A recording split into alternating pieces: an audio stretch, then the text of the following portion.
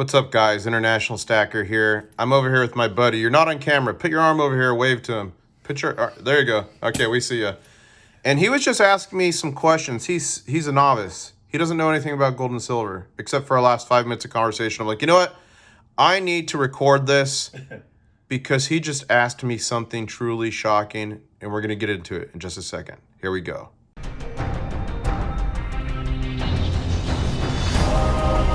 One stacker on a journey to find silver. International Stacker. All right, guys, I'm back with my buddy again, and we're going to jump right into it. He's been asking me several questions. I just told him why I prefer silver, and I told him how, you know, even if the demand for it, the monetary demand is gone tomorrow, that is still going to be needed for clean energies, electric vehicles, water purification, et cetera, this type of thing. So that being said, that's where we left off. I'm like, you know what? I want to record this because he's asking me some crazy questions. I'm just giving him my answers. All right, so what's your next question? Well, first off, you need a stacking name. So I'm International Stacker. What do we want to call you? Oh man, that's a loaded question. New Stacker? Yeah, international rookie. I don't know. International Rookie. All right, so hit me with the questions. The next question I was going to ask you. You know, we talked a lot about this. You know, where are you going to find what you're getting? Are you doing online auctions? I know you have traveled a lot, and so you've gone to markets in other countries, but you know, you don't just see those on the streets of, you know, wherever we are in the U.S. So, you know, where are you going to get your gold, silver, you know, whatever you're doing? Yeah, well, there's a couple different areas you can get them for, and I'll break them down and kind of give advice. But there actually are those areas in the United States. They're called local coin shops, or in the community we call them LCSs, local coin shops. Now, granted, there is one in town I tried to go to that's been shut down since COVID and has not opened yet. So I'm nervous he's never opening back up. But I went to Monster Pond? Yeah. I went to Monster Pond the other day and I got a great deal on silver. I bought silver there. I bought some of these Barber dimes there and some other stuff. So with that being said, being a new stacker for the most part, probably getting started online. There's online bullion dealers like Prohibited Metals, Hero Bullion, AppMex, different websites that have been around for years. You're going to get legit stuff. If it comes to you and something's messed up on it or whatever, they're going to make good on it. If it disappears in shipping, if it's delivered at your door and gone, you're screwed. So get it to a good place. But if it disappears in shipping or whatever, they're going to take care of you. So I used to get the best deals on there. But because of COVID, actually I call it the hashtag beer flu because I'll get censored by YouTube. You get it? Yeah. Corona, beer, beer flu. So because of that, it kind of jacked things up a little bit.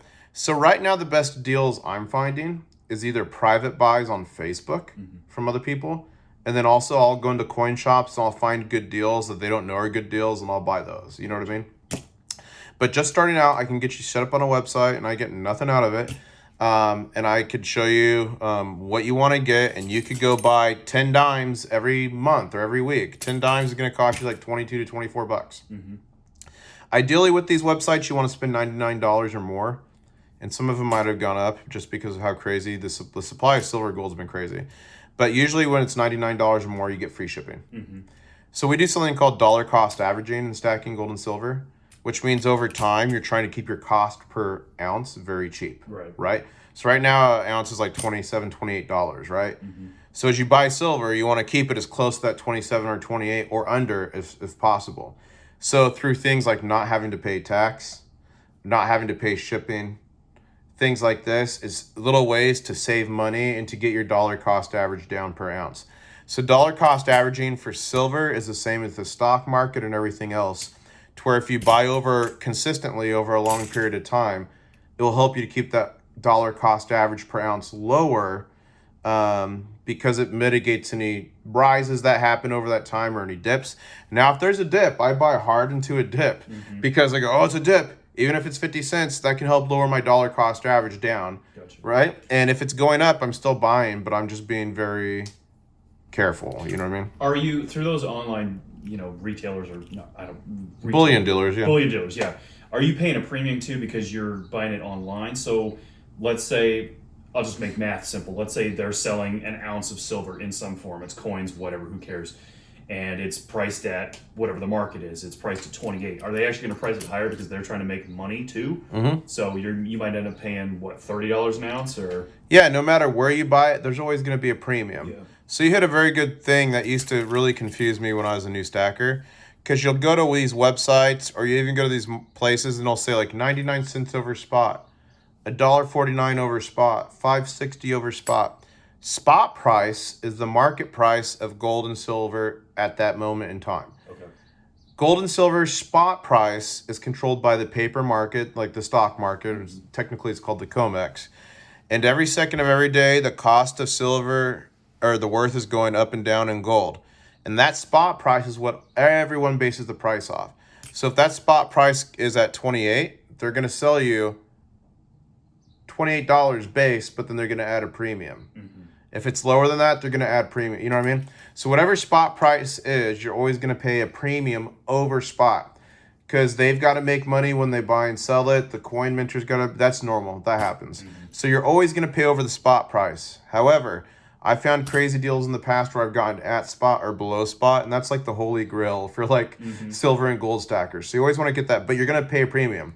So I'll give you a list of maybe 3 good websites. Mm-hmm. Bull Precious Metals is another one. And you can go on and say, you know what, I want 10 dimes. Website A, 10 dimes is $25. Website B, 10 dimes is $24.35. Yep. You can compare them for whatever you want to buy and then take the cheapest deal and go. And then there's always deals, like there'll be like Black Friday deals or holiday deals or Father's Day.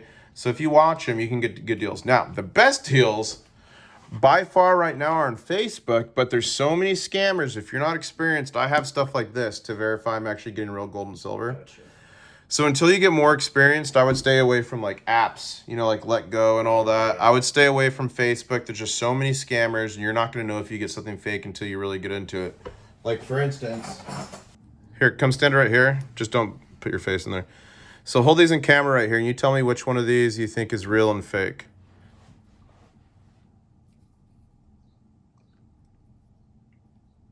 I think this one's real. So you think this one's real? You think this one's fake? Actually, I'm going to flip that because I feel like they would. This one's a little bit heavier to me. Okay. So I feel like maybe they would make it heavier to make you think it's real. I think that one is the real one. This one's the real one. All right, so let's see. Now I'm just going to do a ping test on these. So this is the real one, you said. So tell me which one sounds real and fake. I mean, there's a specific sound to silver, which you're not going to know. Okay. But just use your intuition. Okay. Tell me which one you think. So here's bachelor number 1. Okay. Okay. And here's bachelor number 2. Okay, that one's higher. Well, since I don't know, I guess. Let me make this a little bit easier. I thought I grabbed one that was going to ping different for you.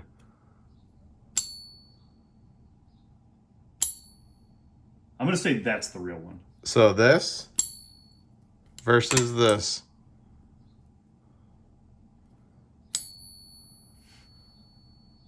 Since I don't know what I'm doing, I guess I don't know, but... So the key is the resonance. So if I show you on here, 2 of these are fake, 1 of these are real. So hit calibration on this. And the ping test is the way people tell by how long it goes. Yeah. So the resonance and the tone. So what I can tell you here is, so yeah, that should be good. That's fine, it's close enough. So that one's fake.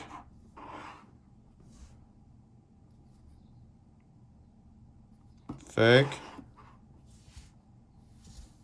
Real. So let's listen to the differences. This is the real one.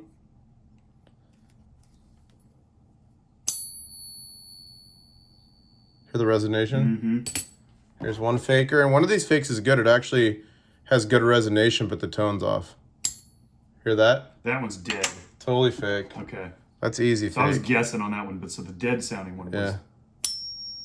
And they have the resonation, but the tone's wrong. You get it? Yeah, so that one resonated for a long time, but it was higher pitched Exactly. than the real one. Okay. So once you do it for a while, you'll get used to it. So once you get used to it and stuff, then you'll get one in your hand just like you did and be like, oh, wait, this feels funny. This feels odd. You know what I mean? Yeah. So the best place for you probably is going to be online until you get the hang of it. Yeah. Then I might get out in some pawn shops. Maybe I'll take you with me. And then once you get comfortable and get a way to check, maybe you can do Facebook and stuff and get good deals. But again, the whole point here is dollar cost averaging. You're right. So if you get scammed for $500 one time, that completely F's your dollar cost average. So sometimes it's better to pay a little bit more and be certain of what you're getting if you're not 100% certain. I'm conservative like that. I would rather... You know what I'm saying? Yeah, I don't want to get spend screwed. a little bit more and not get screwed. Now there's different types of silver. So there's coins like this. There's silver like this, which is poured silver. So here, hold this. That's a 20-ounce bar. Here's a poured silver. These are like poured. You know, these are like nicer. These are called like semi-numismatic coins, which means they're like semi-collectible. So they can have a higher premium. So something like this, maybe you're paying like $1 over spot. Something like this, you're probably paying $6 or $7 over spot per ounce. Something like this, you might be paying like $7 to $9 over spot per ounce. And when I say ounce, I mean troy ounce. Yeah. Because that's another scam. So an ounce is lighter than a troy ounce. So some scammers like on eBay will call them ounces instead of troy ounces, and then they'll be like getting you. You know what I mean? All right, what else you got for me? Typically, I would say, you know, we were talking before about, and I'm sure you've had videos on your channel probably ad nauseum about the inflation thing. We were just talking about how, you know, you shouldn't put your faith in, you know, paper currency or anything else. And, you know, I was telling you, like, well, technically your money is a measure of your labor, is a measure of your time. And, you know, you work a certain amount, whatever, you get paid for that. You said they mail you a paper check or they give you paper. And I'm like, well, they don't even do that for me. It's direct deposit to my account. So we were talking about the banks. Yeah. We were talking about how, okay, the bank says I have X number of dollars in the bank, but do I really? That's because they say I do. You know, if we hit another crash or something like that, that all might dry up. Or they might, as you put it, you know, take the money out of my account to keep themselves whole and give me an IOU or something like that. So what I'll tell you is you're always going to have the money. Yeah. Because they have a ledger. They know how many of that currency, the US dollar, whatever it is for whatever country you are, they're always going to know how much it is. But imagine this. Imagine you went to sleep with $5 billion in Zimbabwe, and then you woke up and they said, guess what? We're taking 3 zeros off that, or we're taking 6 zeros off that. So all of a sudden, your value in your currency you have in your bank could be significantly cut in terms of its value. And that happens with like it really has to be runaway hyperinflation. Yeah. It doesn't happen in the US, does it? Actually, yeah, it does. It's happened here twice. Happened during the Revolutionary War and another time after that. So it's happened in hundreds, if not thousands, of empires across the world, from the Roman Empire to Venezuela to Germany, too. Argentina, the Weimar Republic in Germany, Lebanon, all over Africa. It's happened at a ton of places. Usually it's after a war. Yeah. And guess what? The response to the beer flu, we spent just as much money and mobilized just as much resources than that of a war we would have. War would, yeah. So although it wasn't a war, we might still be having some of those effects. And don't forget, like April, we had the highest inflation since 2008. We beat that in May, set another record over 5%. June, I'm waiting to see what happens, but it's only going to be worse. So that means in May, you had 5% inflation, right? So that means you had $100 in your bank. At the end of that month, you still have $100, but it's worth $95. So all of a sudden, you get 5 less freaking soft tacos. Isn't that crazy to think about? I love soft tacos too, man. But back to your question, so yeah, either you can get a haircut taken away, or what a prohibition that was put in our policy and that was passed because they don't want to bill out the banks again if they don't have to. It's called a bill-in. So they can actually remove some of your currency, some of your buying, and most likely they wouldn't take it all. There's like limits and there's some rules to it.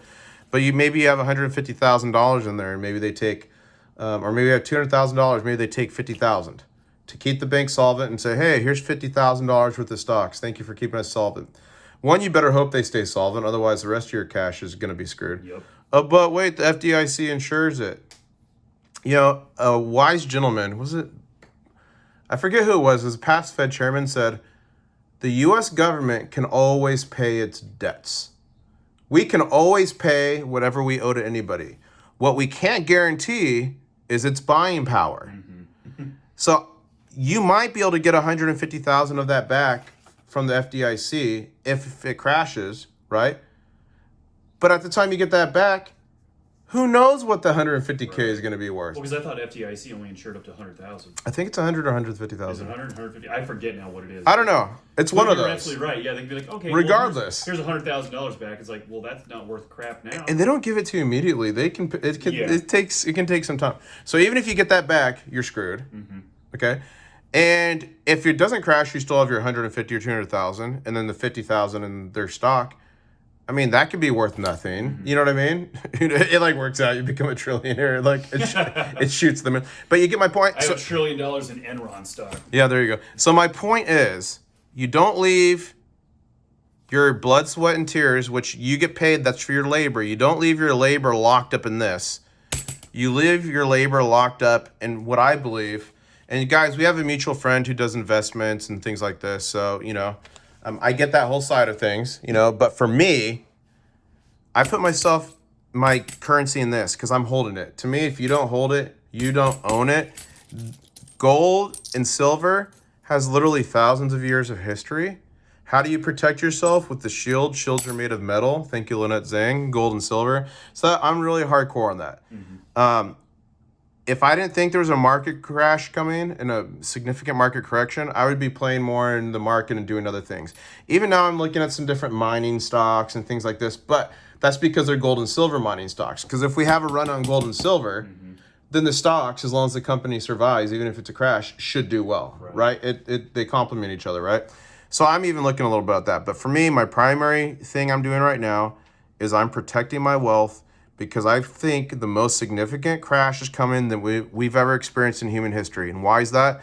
This is the first time in human history that everything has been so interconnected. It kind of was in 2008. Right. But 2008, we just kicked the can down the road. We didn't let things reset and fix themselves.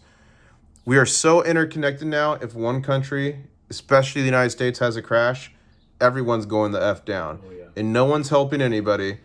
And then, you remember what happened during the Great Depression? Bread lines and soup lines, you remember those? Do you know we have those right now? It's called EBT cards. Oh, yeah. So what happens now is that stuff is happening, but it's just you're not seeing it. It's more not digitized, but it's more... hidden, yeah. Yeah, hidden, or it's made more of a convenience. I don't know how to say that, but yeah. You get what I'm saying? Yeah. So so there's horrible stuff going on right now. People, look at the housing market. It's hot. The prices are going through the roof. Or is that just inflation? Like, part of that's inflation. Part of that is corporations buying it up. That's the whole other rabbit hole I've heard people talking about, is like, the plan is like for corporations to own all the houses and just rent to people so you can like never own. I think it was the World Economic Forum. They said people and the future citizens will own nothing and they will love it. Meaning it's going to turn to like, oh, you can just rent things or you can pay for the right to use it. But like the rich oligarchy will like own everything and just like make the peasants pay. I'm not saying that's going to happen. That's just another rabbit hole. But the house market is going crazy. I believe it's due for a huge correction. But part of that is inflation. But part of that is supply and demand. Because there are some major investment firms that are using currency, some paper currency they're getting from the Federal Reserve, our tax dollars, to buy up properties and doing like 2x the price or going 100,000 over the price. And then people like you and me can't even buy it because we're priced out. So that's a whole nother discussion topic. So another question I would have then, and I don't know how far down the rabbit hole, maybe on this video you want to go, but what is your thoughts on new currencies? So Bitcoin or Ethereum or, God forbid, Dogecoin or any of this. To the moon! It's going So I'm not going to lie, I did buy some Dogecoin, not because I think anything of it, but I think when Elon Musk launches that rocket he's naming Dogecoin, I think we'll have a run on it. So That's a good idea. I strictly bought it for the meme. I bought it for the, but I guess my question kind of goes deeper to like, how is that going to affect, like, obviously gold and silver you can hold in your hand. It's been around for thousands and thousands of years.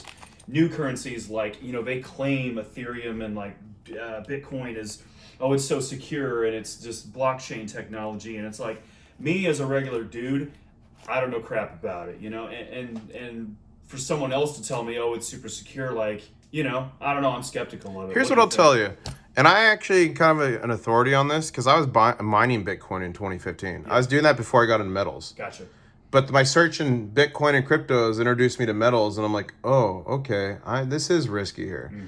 So do I think there's an opportunity to make money or more currency, more buying power in cryptos? Yeah, I've made a ton. I was mining Bitcoin when it was $400 a coin. I was buying an Ether with like $9 a coin. And I was in Ethereum Classic before Ether. I was in Litecoin when it was like $8 a coin. So yeah, but here's what I think. And first off, about it being secure, everything's secure until it's not. Ask the people who in Florida were sleeping in their beds at night.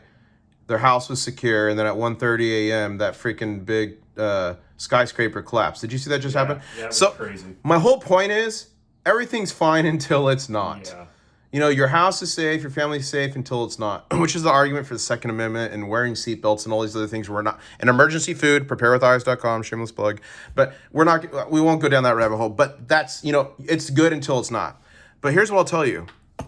The governments around the world, they want a cryptocurrency. Mm-hmm.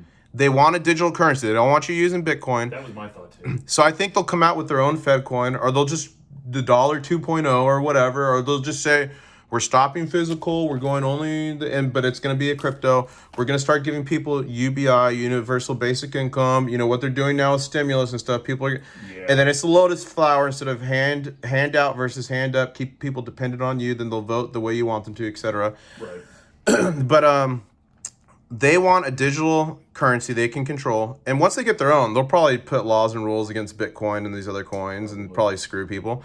But why? Maximum taxation.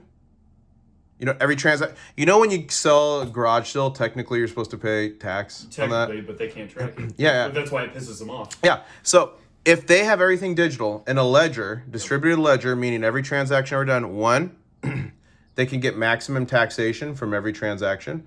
2, they can see what you're buying and selling and build a profile on you, and they could use that at the very least sinister to sell or market or do things or try to manipulate you. At the very worst, to try to like profile you and be like, oh, this guy's a high risk. He bought 1,000 rounds of ammunition and some N95 masks. Why is that? You know what I mean? Mm-hmm. That's at the very worst. Yeah. So that's a spectrum. It could be anywhere in there. And it can be benign for 50, 100, 1,000 years until you get someone who's super extreme, and then it's not. You know what I mean? Right. The next reason why I think is control. So say you want to go protest, say something's happening, and you're going to a city, and you go there, they could shut off you can't buy anything. Mm-hmm. If it's all digital wallet controlled by the federal government or states, they can shut it off if they want. They can say, oh, New Stacker or Novice International, or whatever your name was. International Rookie.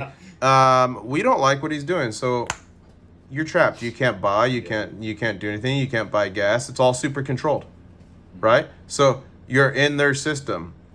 Gold and silver will keep you out of the system. And best believe it's a crypto and everything's digital. Gold and silver, I believe, is still going to be valuable. I believe there'll be a black market for things. I know 100% because it's happened in other markets because people don't want everything tracked or traced. They're going to want to be able to buy and sell things without the government knowing, right? Mm-hmm. So there's always going to be a place for it.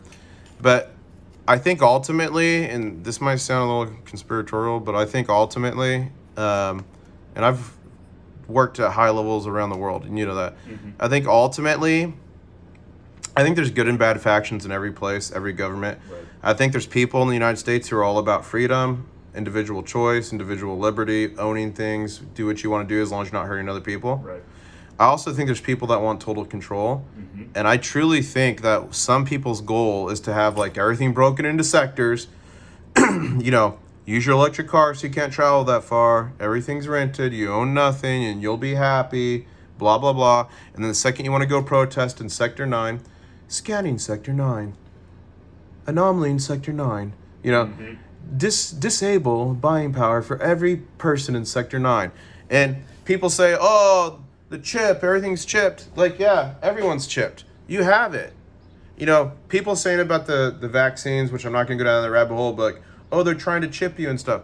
They don't need to chip us. Mm-hmm. They've got us chipped. Everyone carries this on them, and this tells them everything about you, right? I said that when the vaccine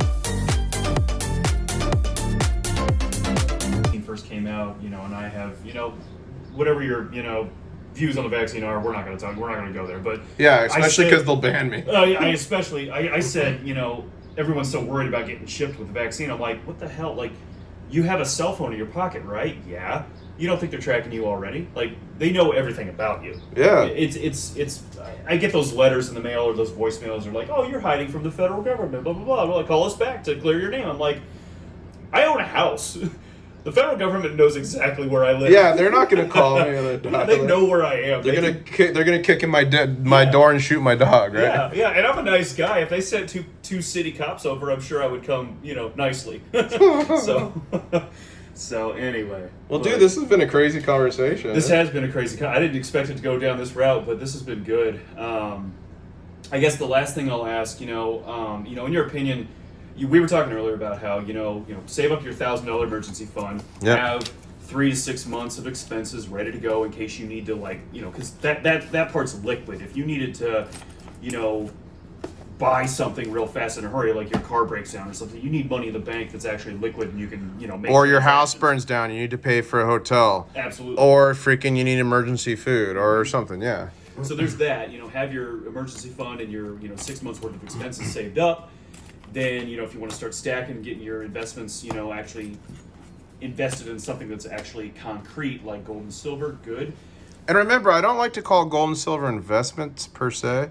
I like to call it preserving your wealth, preserving your dynastic wealth. You're building like a dynasty. Gotcha. I do think there's investment potential, which normally I don't think is for gold and silver. Mm-hmm. But we're at such unique times right now. I think, first off, it protects your money. It's a hedge against inflation. Right. Secondly, I believe there are opportunities to make more money off of it or more buying power.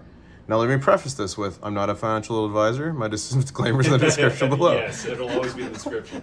What would you, I guess, recommend for someone who's like, okay, I've got a ton of money in the bank, or I've got a ton of money in mutual funds, stocks, bonds, whatever. What do I do with that? Thinking, maybe there might be a crash coming, or wanting to preserve your future wealth, as you say. What would your advice be to them? Well, I'll tell you what they want the advice to be. Do as they say, not as I do. Mm-hmm. So as the big time investors are running for the exits, as central banks across the world are buying gold, some are buying silver, and stacking that up, but they're telling you, don't worry about this, the market's fine, there's a lot of opportunity. Me, I would be seriously looking at transitioning. If you want to leave some in there and have exposure, fine. Transition out 10, 20, 30. Like, whatever percentage you would need to live and not be totally screwed, I would transfer that out and put it into a physical commodity like gold and silver. And again, not a financial advisor, but if you leave everything in that market, you remember what happened during 2008? People were bragging, oh, well, my portfolio only lost 50%, not 80%. The average is 65.7. You know what I mean? Mm-hmm. You don't want to be there. Yeah. You don't want to do that. So I would take some out. First off, I'd cash some in and get myself an emergency fund if I didn't have it, and Absolutely. 3 to 6 months of living expenses. And then I personally put the rest in the gold and silver. Mm-hmm. I pulled 99% of my currency, my buying power, my labor out of the markets. It's in physical. Mm-hmm. It's not here, in case you're thinking of robbing me later. It's not here. But I pulled the majority out and put it into physical. Gotcha. Because it's crazy, dude. To me, this is plain as day. It's coming like a locomotive, and so many people are blind to it. Not like you can't just print trillions of dollars and nothing. You can't shut down the economies of the world for over a year and nothing happens. You can't.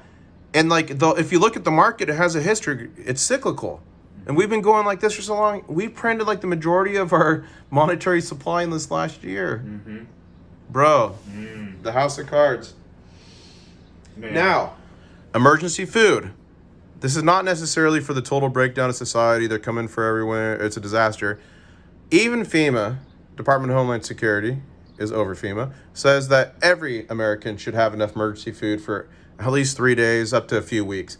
I say minimum 3 months of emergency food. You put it in a closet, forget about it. This stuff right here is good for 25 years. Wow. It's freeze-dried. You put it in a closet, forget about it. During every hurricane, we see people on the roofs. Help us, we're hungry, we need food. What happened during the ice storm we just had in Texas? The supermarkets were emptied. Oh, yeah. What happened during the start of #beer flu? Everything was emptied. And if you had a ton of toilet paper, you were king of the local society, right? But my point is, preparing not only means gold and silver, not only means like having some currency so you can get through an emergency and do things you need to do, but it means being ready to feed yourself and your family. Put it in a closet, forget about it. Preparewithis.com It's the best discount, best price on the internet, and I get a little kickback from it too. Shameless plug. Sorry about that after that. But you get my point. Yep. I work in preparedness, and when I say being prepared, it's being prepared. That not only includes being able to protect my stack, and I just did an upgrade to one of my shotguns, guys. I traded out the buttstock. It not only means having gold and silver, and not only means having emergency food, but it just means being overall prepared, right? Mm-hmm. And people go, well, that's a miserable life. That's paranoid. It's not. I'm not paranoid at all. I feel happy. I sleep well at night because I know whatever scenario happens, I'm going to be prepared.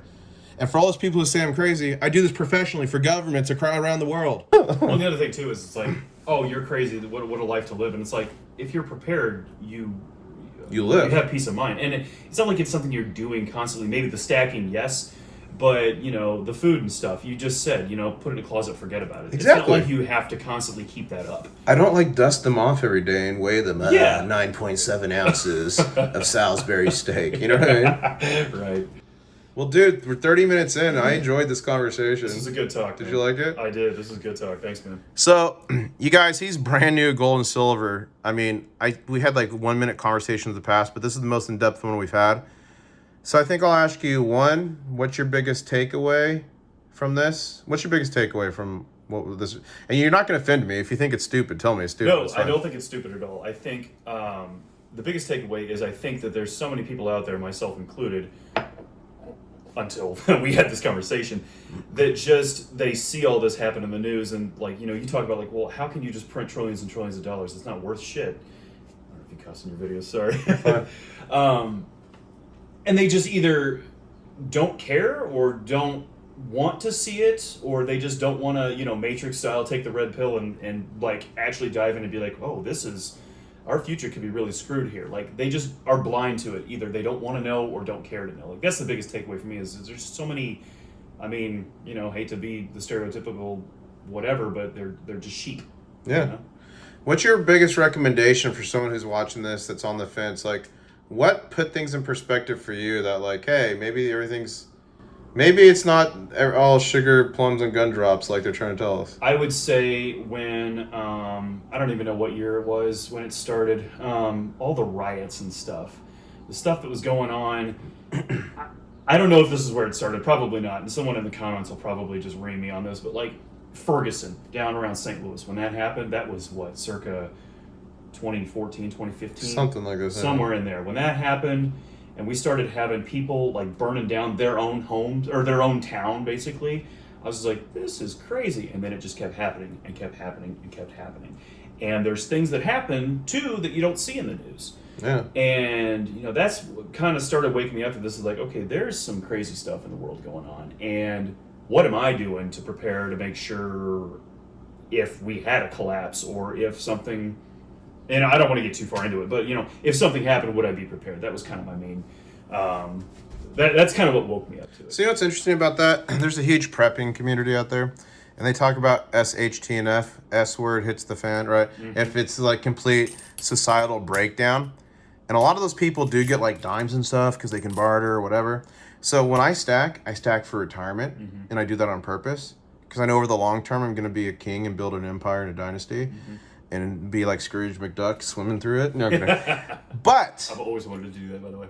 But if SHTNF does happen, mm-hmm. or anything in between retirement and the SHTNF spectrum, I'm automatically prepared for it. Mm-hmm. If it went down and I needed to barter with dimes, cool. And I think in an SHTNF scenario, all that gold and silver is gonna have very little use.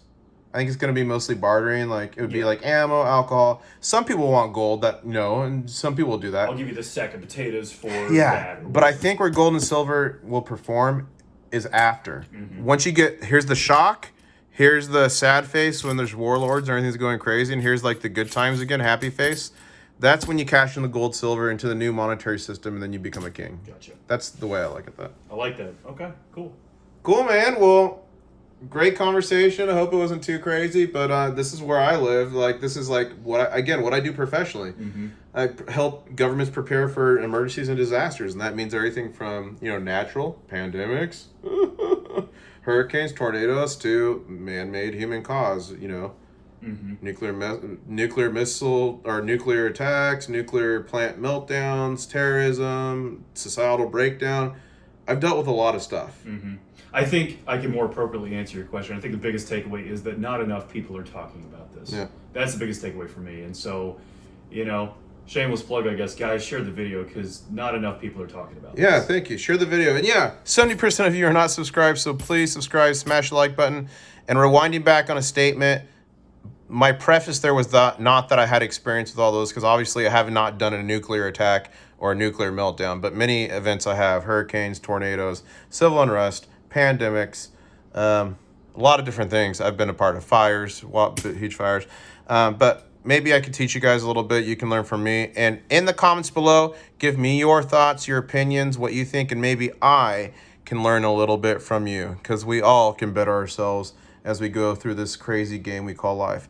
Well, guys, I think I'm going to cut off this camera. We're going to get outside. We're going to grill some steaks. Maybe we're going to sip 3 fingers of whiskey and talk about the future, because I'm frankly done with this. And are you ready to buy some silver? Yeah. All right, I'm going to show you some websites. Thanks for watching, everybody. Smash like, and I guess we'll say, catch you on the next one. Woo! Catch you on the next one. One stacker on a journey.